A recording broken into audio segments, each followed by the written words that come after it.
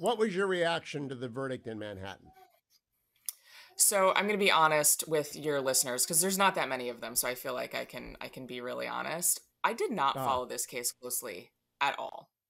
I am numb to all of the nonsense that they've tried to pull on President Trump, and I have a hard time discerning his screeches of rigged when they're real and imagined. So I tuned it out.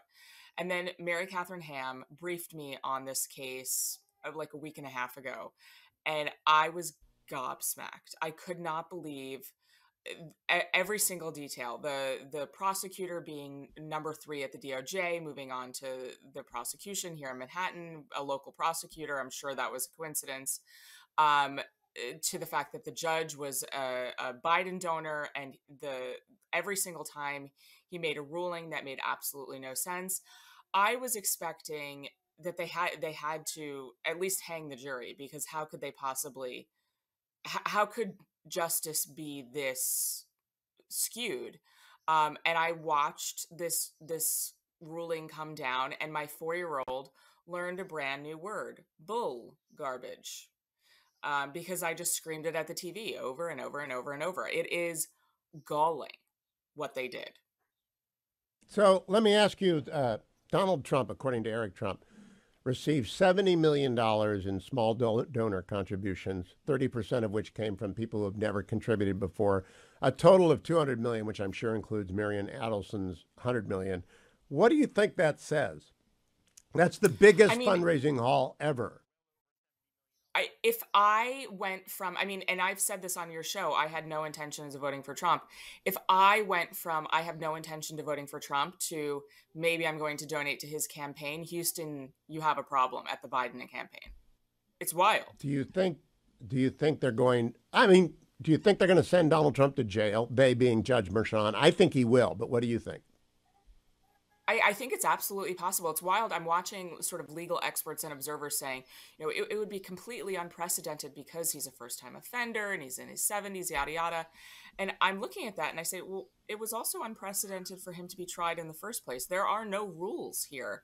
I think it's absolutely on the table that they send him to prison. The end goal of this is to make it so that he can't campaign for president. And what better way to do that than to stick him in jail? Now, I want to believe there is blowback. I want to believe that the abuse of power has just been the final straw. Am I reading too much into this? I don't think so. I mean, I think that all of the polls that we're seeing that were taken before this verdict came down, people were saying, I'm less likely to vote for him. I don't think that those are accurate, because I think that the, they were polling people like me who 2.5 weeks ago did not know the details of this case. Now that most Americans are learning, oh wow, this was a serious miscarriage of justice, I think it's going to backfire on the Biden campaign. You know, it's really interesting. Mary Catherine is not a big Trump supporter. But I was just talking to Vic Mattis. I know Guy Benson. People I know who are not big Trump supporters are reconsidering because they just think the country's out of control and the Democrats are breaking all the rules. Yeah. Yeah. No, I mean, when Guy Benson posts the upside down American flag and Mary Catherine is telling me that she's considering voting for Trump also, I mean, what is this world? And I think the closer we get to the election and the more people come to learn the details of this case, it's really truly going to backfire. And not even Robert De Niro can save the Biden administration. Okay, very quickly. Do you think Joe Biden accurately represented the peace deal when he put it out there on Friday? Because I don't think he did.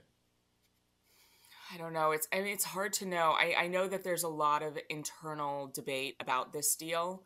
From what I'm hearing from people in Israel, the hugest sort of gulf between what Netanyahu probably proposed and what Biden proposed was the fact that the destruction of Hamas is a necessary part in the first phase, and that did not appear in the Biden proposal.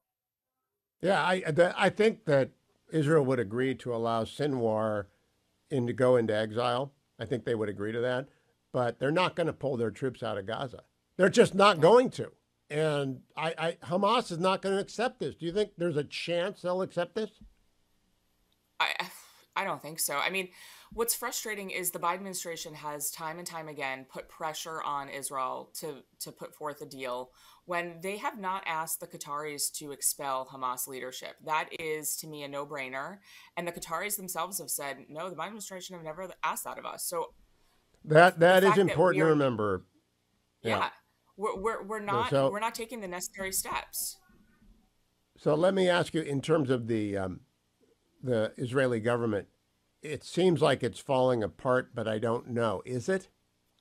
Yes. Yes, it is. Oh, Not great.